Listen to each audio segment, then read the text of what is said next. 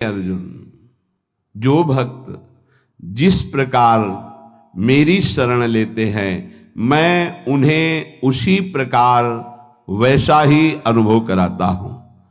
सभी मनुष्य सभी प्रकार से मेरा ही अनुसरण कर रहे हैं, मेरे मार्ग का अनुसरण कर रहे हैं। कल चर्चा हुई थी कि जैसे आप भाव करेंगे भगवान वैसा ही आपको अनुभव कराएंगे। अर्जुन भगवान श्री कृष्ण के प्रति सखा भाव रखते हैं, तो देखो भगवान उनके सारथी बन गए। भगवान सारथी बन गए, बहुत सरल शब्द में कह दिया गया, लेकिन स्थिति तो देखो।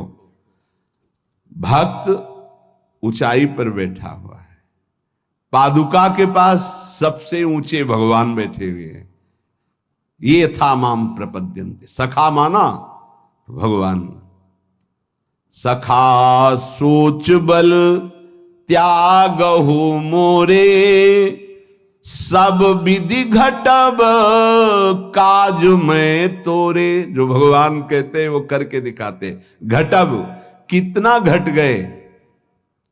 ध्येयम सदा परिभवनम अभीष्ट दोहम तीर्थास्पदम शिव विरंच नुतम शरण्यम। वो भगवान वहां बैठे जा अर्जुन जी की पादुका है। क्या सब विधि घटब काज में तोरे। ऐसा कौन स्वामी होगा जो अपने सेवक के लिए ऐसे उतर जाए, घट जाए, अपनी महिमा से उतर जाए। कभी रोना नहीं आता किसी को।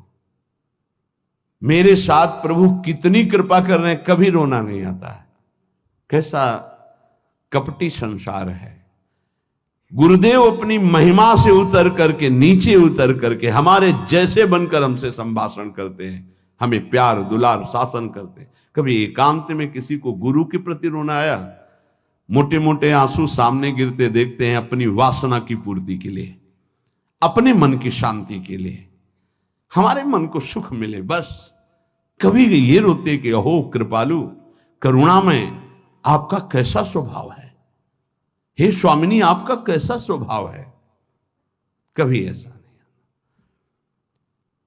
विश्वामित्र जी भगवान के प्रति शिष्य भाव किया तो भगवान शिष्य बन गए।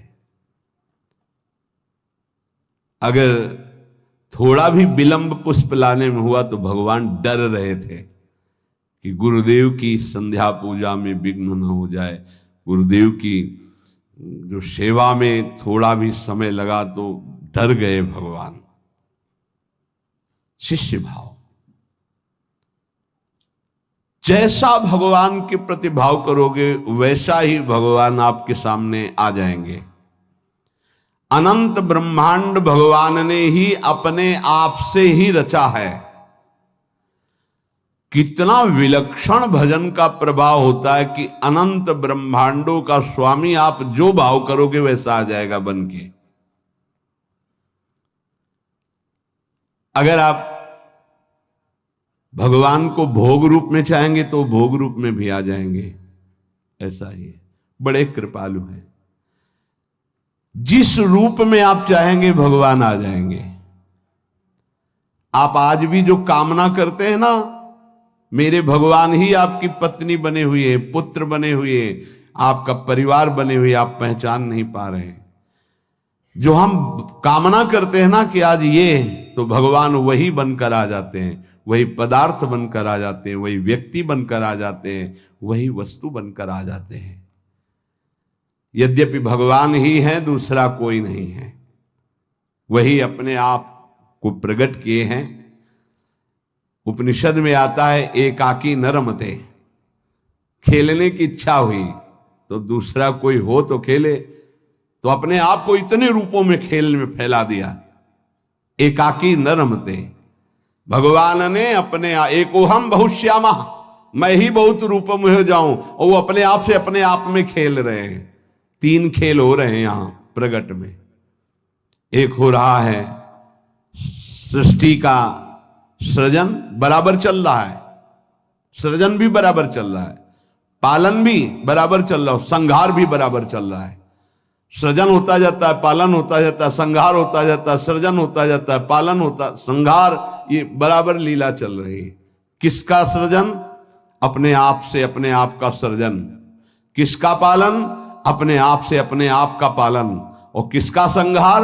अपने आप से अपने आप के ऊपर संहार लीला, किसी और की नहीं है, वही है। आप भी वही हैं, पर नहीं समझ पा रहे। भगवान ने कहा यथा तथा, अर्थात मुझे जैसे बसता मैं वैसे, ये यथा माम प्रपद्यन्ते तास तथैव, यथा तथा। भाव और लगन, जिस तरह की आपकी लगन है और जिस तरह का भाव है वैसे ही भगवान अनुभव में आते हैं। जब आप घोर विषय चिंतन करते हैं तो भगवान विषय रूप में आ जाते हैं। गाढ़ चिंतन विषय का तो विषय रूप में आ जाते हैं। सलाह दे देंगे आपको, देखो ये विषय जो मैं ही हूं, इसको प्राप्त करना है तो ऐसे चलो, ऐसे प्राप्त करो। वो भले आप निषिद्ध चिंतन कर रहे हैं, जब ज्यादा हठ करेंगे तो आपको वही सलाह देने लगेगा हित। आप ऐसा करो, ऐसे से ऐसा कर लो, ऐसे से ऐसा कर लो। और जब पिटाई होगी तब आपको फिर उपदेश करेगा, कहा था नहीं, नहीं माने तो सलाह दी थी, अब मान लो। हित का बड़ा ही कोमल स्वरूप है।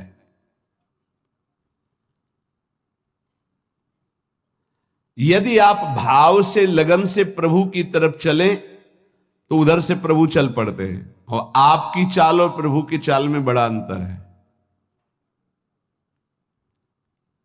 त्रिभुवन में सबसे तेज गति चलने वाला मन है, वायु से भी अत्यंत वेगवान मन है। जैसे वायु यहां से बंबई उसको जाने में कुछ समय लगेगा, लेकिन मन को अगर आप बंबई गए हैं, पहुंच गया।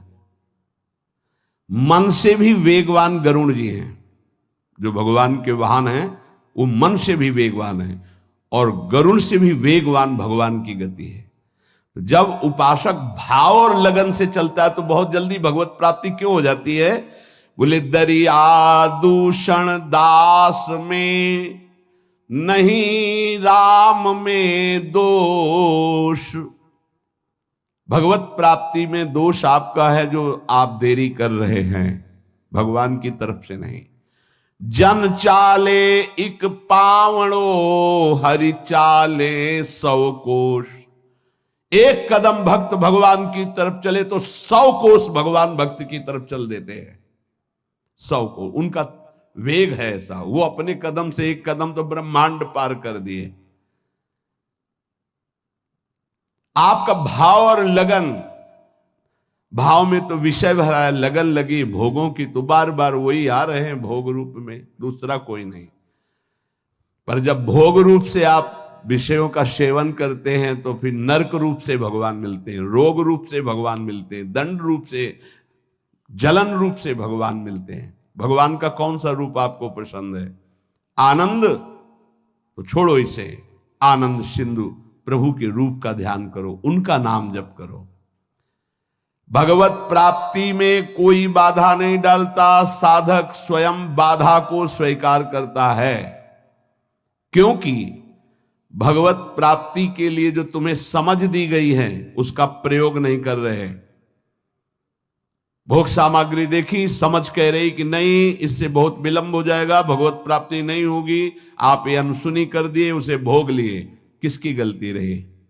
आपकी। आपने अपनी समझ का आदर ना करके और भोगाकर्षण का आदर कर लिया। अपने समय को, अपने जीवनी शक्ति को, अपने समझ को भगवत प्राप्ति के योग में लगाना चाहिए। आप भगवत प्राप्ति के वियोग में लगा रहे हैं, दूरी बनाने में लगा रहे हैं। चलना इधर है, चल इधर रहे, इसमें कमी आपकी है। सामर्थ्य जितनी है अगर उतना कदम बढ़ा दो तो तुम्हें खुद अनुभव होने लगेगा भगवान कितनी वेग से आपकी तरफ आ रहे हैं। पूरा समय, पूरी सामग्री, पूरी सामर्थ्य भगवत प्राप्ति के लिए मिली है आपको। पूरा समय, पूरी सामग्री, पूरी सामर्थ्य भोग प्राप्ति में लगा रहे हैं आप। देख लीजिए, कारण समझ सामग्री समय का दुरुपयोग कर रहे हैं क्योंकि तुम्हारे अंदर लगन नहीं, अगन नहीं भगवत प्राप्ति की। भक्ति किसी साधन विशेष से नहीं प्राप्त होती, ये कर्मों से नहीं प्राप्त होती, भगवान की पूर्ण शरणागति से होती है। कई बार इनकी चर्चा हुई, पूर्णता कैसे होती है।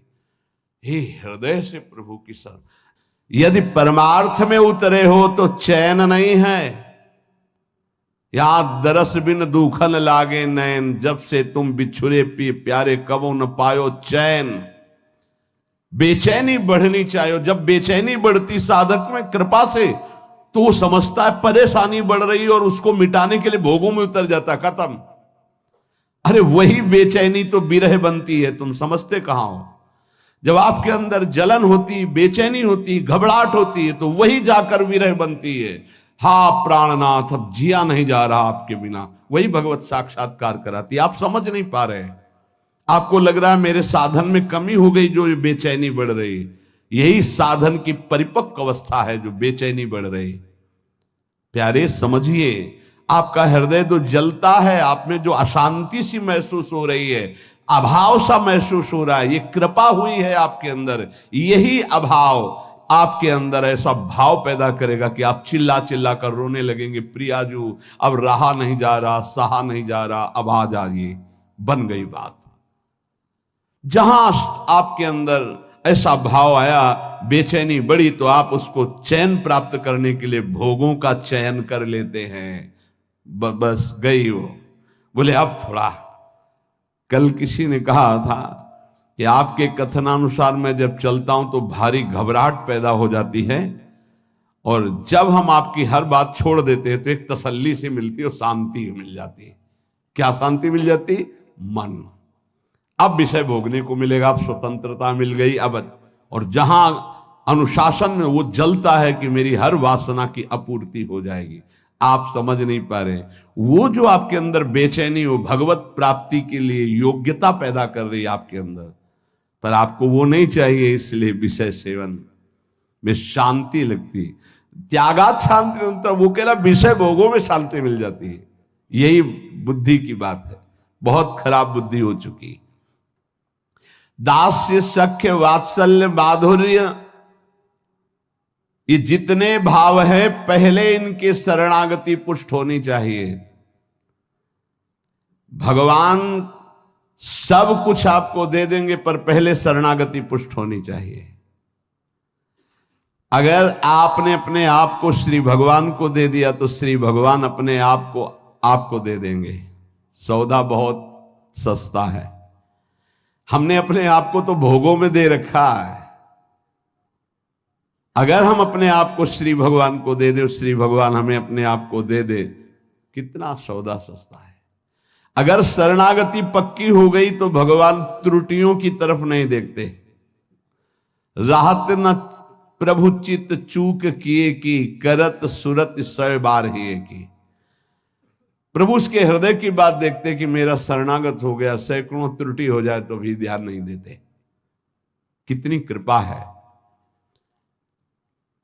जैसे पीछे आपने सुना था कि भगवान कह रहे हैं मेरे जन्म कर्म को दिव्य मानने वाला पुनर्जन्म को प्राप्त नहीं होता, ऐसे ही मैं प्रभु का हूं, प्रभु मेरे, उसका पुनर्जन्म नहीं होगा।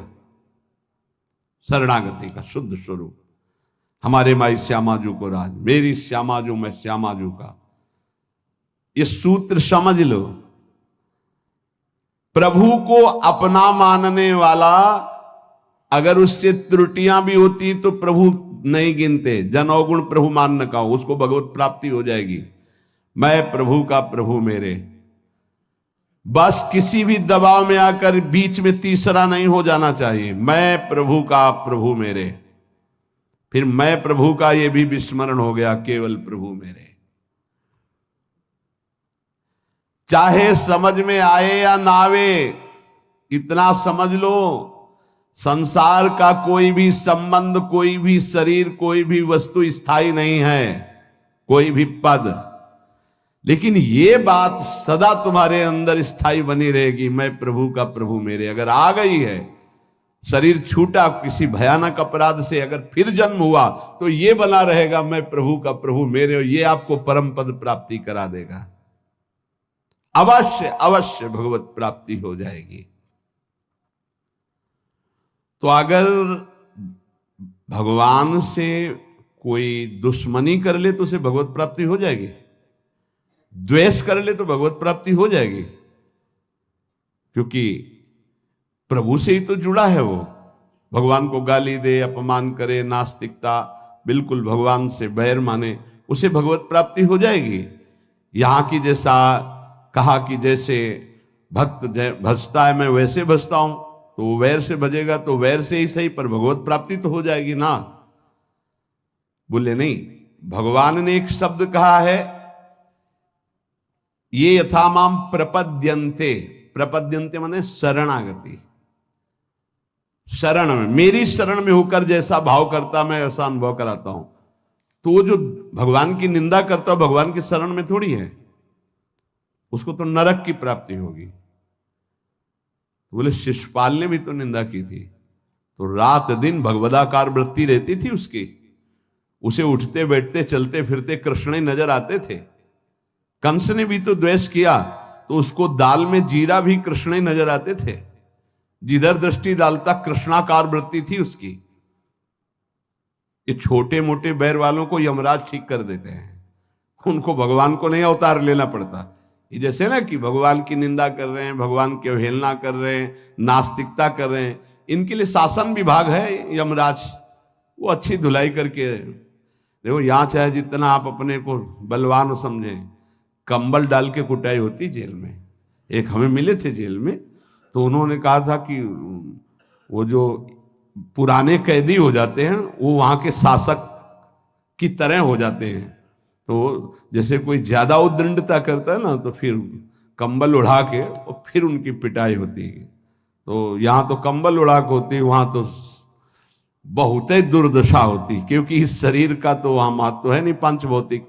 वहां एक नया शरीर मिलता है जिसका नाम यातना देह, वो मरता नहीं है, उसमें केवल दंड भोगना होता है। तो कह रहे हैं ऐसे लोगों के लिए तो यमराज ही काफी हैं। ये तो उनके लिए जिनकी हर समय कृष्णाकार वृत्ति में द्वेष हुआ है। जो भगवान का आश्रय अंदर से लेकर के भगवद आचरण करता है, वो भगवान का भक्त होता है। और भगवान प्राणी मात्र के परम सुहृद हैं। जो भगवान से वैर द्वेष रखा उन्होंने केवल भगवान से ही रखा। शिशुपाल ने कभी और किसी को गालियां नहीं दी, केवल भगवान को दी। और गालियां भी कैसी देता था, कोई गंदी बात थोड़ी कहता था। ये कृष्ण ये ऐसा क्यों बोल रहा है? क्योंकि भगवान ने इसे आदेश किया है कि हमसे द्वेष करो। कौन है ये? जय विजय हैं, 3 जन्म के लिए सनकादि की। तो रावण, कुंभकर्ण, शिशुपाल, दंतवक्, हिरण्यकश्यप, हिरणाक्ष, ये भगवत पार्षद है। भगवान के सिवा इनके चित्त में कुछ है ही नहीं। अब भगवान ने आदेश किया हमसे द्वेष की लीला करो, तो अंतिम समय तक कहां राम रन हतोपचारी वो बोल के पधारे, और ये अंतिम समय तक सभा में बसे। ये कृष्ण, ये ग्वाला। भगवान सबको कहते चुप रहो, बोलने दो, बोलने दो, बोलने दो। जब पूरा समय आ गया तो सुदर्शन चक्र से मुक्त कर दिया। हिरण्यकश्यप किसी के भी समझाने से नहीं, भगवान से वैर। ये भगवत पार्षद हैं। अगर अपने लोग सोचे तो इतनी क्षमता हमारे वैर में नहीं है कि हम भगवान में तन्मय हो जाए। उसके ठीक करने के लिए बहुत से शासक है। ये शनि, राहु, केतु, मंगल ग्रह, नक्षत्र, ये सब जानते हो, शासन विभाग है। और क्या, जैसे अलग अलग कंपनियां नहीं है, ये अमुक कंपनी है भारत की रक्षा वाली, ये अमुक कंपनी है, अमुक एजेंसियां अलग अलग नहीं। जैसे ऐसे एजेंसी समझो, नवग्रह की अलग एजेंसी है, अलग अलग है। मार तुम्हारी सब सुख सुविधाओं को भस्म कर देंगे, जीवन तुम्हारा क्लेश और अशांतिमय हो जाएगा। वैर द्वेष भगवान का तो कभी कुछ बिगाड़ नहीं सकेगा, तुम्हारा सर्वनाश कर देगा। ये रावण, कुंभकर्ण, शिशुपाल, दंतवक्, हिरण्यकश्यप, हिरणाक्ष, ये कोई साधारण नहीं, भगवान के पार्षद हैं। इनकी नकल नहीं कर सकता कोई कि हम भगवान से वैर करके परम पद प्राप्त कर लेंगे। भगवान की सुहृदता, शरणागति से रसास्वादन जो होता है वो और किसी भाव से नहीं होता। पर अगर कोई कर ले, कामाद द्वेषाद भयात स्नेहाद यथा भक्तेश्वरे मनः आवेश तदघम हित्वा बहवस तद गतिम गताहा। काम से भगवान का चिंतन करना, कितने सुंदर भगवान है। कभी ऐसा होगा इनकी अजान बाहु हमें अपने गले लगाएंगे, कितनी सुंदर कपोल है, कितनी सुंदर इनकी अलकावली, कितने सुंदर नेत्र हैं। ये इतने सुंदर हैं कि दंडकारण्य के अस्थिमात्र हो रहे शरीरा जो ऋषि थे उनके हृदय में भी श्रृंगार रस जग गया। पुरुषोत्तम भगवान श्री रघुनाथ जी को देखकर जब वनवास में थे वैसा लगा कि प्रभु मुझे आलिंगन करें। भगवान दृष्टि में कहा कि इस समय मर्यादा पुरुषोत्तम अवतार है। उस श्रृंगार रस में भर गए थे सब ऋषि भगवान की उस सुकोमल भुजा देख करके, वो सौंदर्य रूप देख कहा कृष्णावतार, कृष्णावतार। वो सब गोपी बने आके।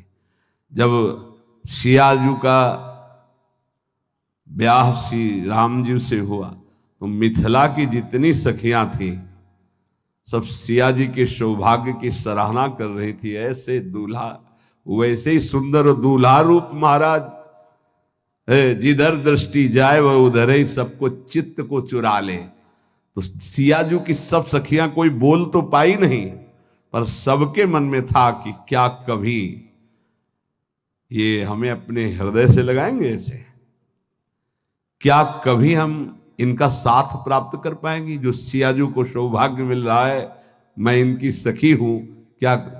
तो राम जी दृष्टि से देख के इशारा करते कि इस समय मर्यादा पुरुषोत्तम अवतार है, एक हमारा अवतार होगा द्वापर में लीला पुरुषोत्तम प्रेम में।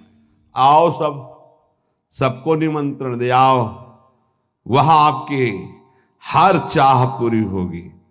दृष्टि से देखना, मंद मुस्कुरा देना, बाहु प्रसार परिरम, आओ आलिंगन ही नहीं परिरमन, गाढ़ आलिंगन, नृत्य, उच्छिष्ट का पान करना, अधरामृत का पान करना है।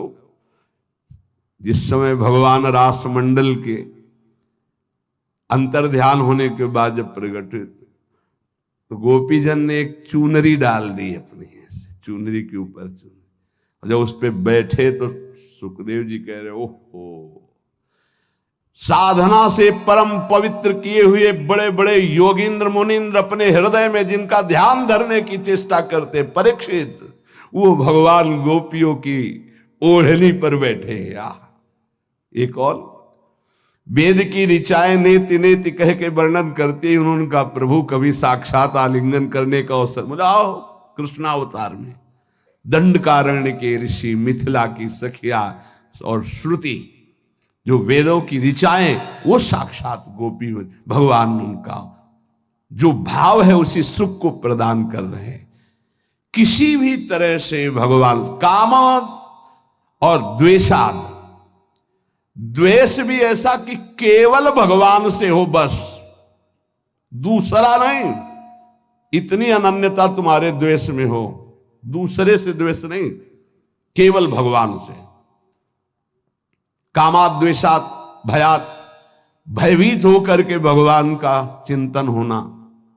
स्नेहाद, प्रेम से, सौहार्द से, किसी भी तरह से यदि भगवान में मन लग जाए, काम से, द्वेष से, भय से, स्नेह से, किसी भी संबंध से, तो कह रहे हैं वो सारे पाप नष्ट करके वो चिंतन भगवत प्राप्ति करा देता है। इसलिए ये यथा माम प्रपद्यन्ते तास तथैव भजाम्य हम, भगवान कहते जो मुझे जैसे भजता है मैं उसको वैसे भजता हूं। तुम्हारे द्वेष में इतनी ताकत नहीं कि आकाश से द्वेष करके कुछ प्यार कर लो। प्रेम करने का अवसर आया भगवान के नाम से, रूप से, लीला से, धाम से, परम मंगल हो जाए। एक बार हृदय में फिर बैठा लो। तुम्हारी पांचों ज्ञानेंद्रियां और मन तुम्हारी दुर्गति करते आए हैं।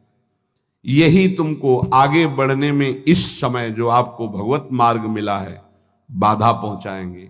इनकी मांग को मत मानो। जबान कहती अच्छा अच्छा पाऊं, ये जबान कह रही रसेंद्री की बात है प्यारे, तुम्हारी मांग नहीं, तुम समझ नहीं पा रहे।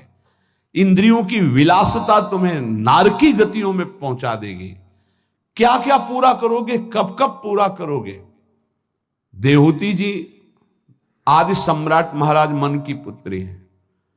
जब करदम जी से ब्याह हो गया, चले गए मन शत्रुपा जी। वो तो अपनी साधना में सेवा में लगी रही, कई वर्ष तक कोई चेष्टा नहीं। आंख खुली, एक दिन देखा तो झुर्रियां पड़ रही हैं, शरीर सूख गया। कहां राजकुमारी और कहां एक ऐसे महान तप संपन्न ऋषि की सेवा पति रूप से। क्या चाहती हो तुम, बहुत कृश हो गई हो, क्या चाहते हो। अब भगवान गृहस्थ में तो पाणी ग्रहण जैसा भाव हो गया, लेकिन गृहस्थ धर्म की पूर्ति तो हुई नहीं। अच्छा, तो इस सरोवर में स्नान करके आओ। जे ही सरोवर में डुबकी लगाई, ऐसा सुंदर रूप स्वस्थ प्रकाशित हुआ। संकल्प किया, कितने खंड का विमान तैयार हो गया। देवराज इंद्र के पास भी वो विमान नहीं। ऐसा आकाशचारी देव गंधर्वों को भी मोहित कर ले ऐसा विमान, और सब विश्व ब्रह्मांड की भोग सामग्री 9 रूपों में अपने आप को विभाजित किया। क्या क्या बाद में देहूती जी के वचन भगवान कपिल देव जी से थे कि बेटा अब मुझे बचा लो, उद्धार कर दो, तुम पुत्र रूप में आए हो, प्रभु हो मैं जानती हूं। ऊब गई इन दुष्ट इंद्रियों से। महायोगी करदम जी 9 रूपों से अपने को विभाजित करके ऐसे विमान पर आकाशचारी देव गंधर्वों को भी मोहित करने वाले विलासिता भोग से संपन्न, न जाने कितना वैभव सुख सब। तब देहूती जी ने कहा मैं ऊब गई इन दुष्ट इंद्रियों से, कभी ये तृप्त नहीं होंगी, भगवान कैसे विश्राम मिले। तब उपदेश किया भक्ति योग का, सांख्य योग का, अष्टांग योग का, कैसे परम पद प्राप्त होता है। तो बात मान लो, ऐसे ऐसे महान भोगों को भोगने वाले भी आखिरकार हार गए। जब शौभरी जी ने देखा मछली की क्रीड़ा और काम जागृत हुआ, 50 ब्याह मानधाता की पुत्रियों से किए। मानधाता ने विचार किया कि ये ऋषि क्या सुख दे पाएंगे हमारी राजकुमारियों को। तब कहा कलाना और यमुना किनारे देखना आकर के, तुम्हारा स्वागत करने के लिए कुछ हमारे जन भी होंगे। सोचा पता नहीं फूस की झोपड़ी बनाई होगी। आकर के ऐसे नगर की रचना की संकल्प से कि देवराजेंद्र के पास अमरावती में भी ना वो महल था, ना वो शोभा थी, ना वो संपत्ति थी। तप के द्वारा ऐसा नगर रच दिया। स्वागत हुआ महाराज मानधाता का। आश्चर्यचकित थे कि मैं सम्राट हूं, मेरे पास तो ऐसा कुछ नहीं जो एक इस योगी के पास है। 50 राजकुमारियों से गृहस्थ धर्म का बड़ा वैभव। फिर एक दिन एकांत में बैठे, हाय हाय मच गया, क्यों मैं कहां था, कहां आ गया, अपने तप का क्या प्रयोग कर डाला। तब वो एक श्लोक गायन किए थे जिसका प्राय हम चर्चा करते रहे। संगम त्यजेत मिथुन व्रतिनाम मुमुक्षु सर्वात्मना न विसजेत बहिरिंद्रियाणि। इंद्रियों को इतना दुलार मत करो, नहीं तो नष्ट कर देंगी, ऐसा नष्ट कर देंगे पूछो मत। बहुत दुर्दशा होती है इन इंद्रियों की। छोटे छोटे बच्चों को त्याग करके, उनकी हत्या करके, फिर अपनी इंद्रियों की विलासता में उतर करके बढ़ना, ये सब क्या हो रहा है। इंद्रियां कितनी निकृष्ट होती चली जा रही हो। हम साधक होके, भगवत मार्ग के पथिक होके, जान करके अगर इंद्रियों को दुलार करेंगे तो प्यारे कोई नहीं बचा पाएगा। ये माया रौंद देगी। इसलिए प्रार्थना है जितने से भगवत भजन न छूटे उतना तो दुलार करो। इतना दुलार ना करो कि प्रभु को भूल जाओ, माया तुम्हें अपने सीमा में ले ले। बहुत बहुत जन्मों के बाद हमको ये अवसर मिला, चूको मत। मान लो अभी प्रार्थना करते हैं, अभी डांट लगा देते हैं, आगे चलकर तुम्हें कोई डांट लगाने वाला नहीं मिलेगा, प्रार्थना करने वाला नहीं मिलेगा। एक शब्द याद कर लो, जो मिलेगा वो शोषण करने वाला मिलेगा। मां जैसा दुलार, पिता जैसा शासन हमारे भगवान स्वयं प्रकट होकर करते हैं। वो हमारे गुरुदेव होते हैं। अनंत माताओं का प्यार, अनंत पिताओं का शासन वही कर। अगर अब ना उद्धार हुआ, अब ना कल्याण हुआ, तो भगवान जाने किस युग में ये अवसर आएगा। छोड़ दो ये बातें। 5 ज्ञानेंद्रियों की मांग को अपनी मत मानो। नाम जप करो, जैसे बने वैसे अग्नि जो अंदर जल रही उसको सह जाओ। यही तुम्हारे लिए आगे उत्थान का कार्य। आप समझ नहीं पा रहे। स्कूल में पढ़ते थे जब बच्चे थे, एक चैप्टर आया था, आप लोगों को अगर पढ़ाई में आया हो, पता नहीं बदल गया, जेम्स वाट। एक जेम्स वाट नाम का बालक, जिसको निकम्मा समझा जाता था घर में, वो एक दिन बैठा था, देखा कि एक बटलोई चढ़ी थी और उसके ऊपर ढक्कन रखा था, नीचे से भाप ऐसे करके ढक्कन को उठा देती।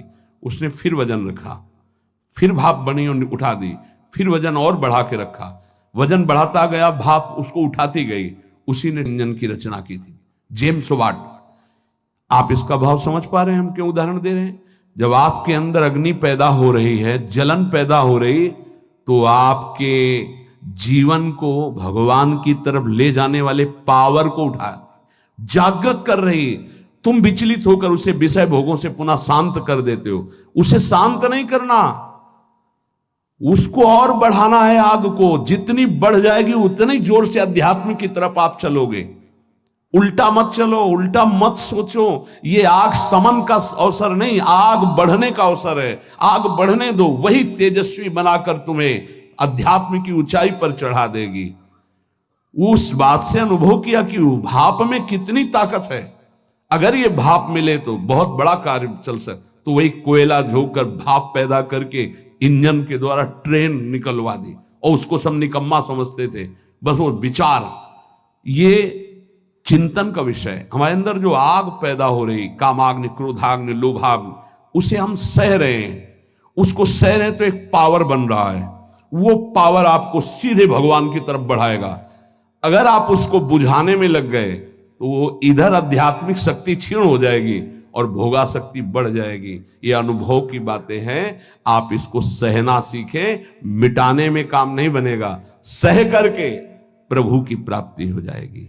सहना सीखो, सहना हमारा परम धर्म है। सहन कर गए तो महात्मा, टूट गए तो विषयात्मा। और फिर हमें पता नहीं ये अवसर जो मिला है कब मिले। इसलिए सावधान, सत्संग को सुनो और उसका मनन करो, उसको जीवन में उतारो, तभी लाभ मिलेगा। नहीं रोज सत्संग हो रहा है और अगर आप सुनेंगे नहीं तो 1 घंटा 1.5 घंटा बैठ लिए, फिर वही मनमानी चिंतन ठीक नहीं। हर समय नाम जप करो, हर समय अपने इष्ट की प्राप्ति की लगन रखो। मुझे प्रिया प्रीतम चाहिए।